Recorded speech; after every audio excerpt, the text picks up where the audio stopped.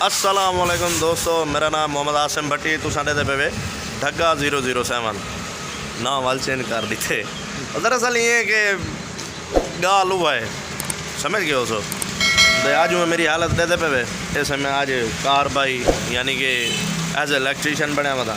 घर साढ़े रंग पिया थी भंत रोड की थी खड़े ये बंदा डिठे वे वात वांगू डाची पत्ती खड़े तो सवेर का मेरा पेता चीती वधे ओ सॉरी चेता पीती वधे। हाँ सही है ओके घर हिम्मत लिया।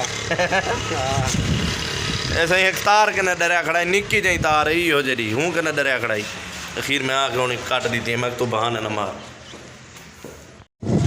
आए हाय झूले लाल है मौसम देखो सही है हवा ठंडी आग खुली खड़ी है ते घर काम पिया थी हूँ मैं अपने देरे दे पिया तो खीर शाम ने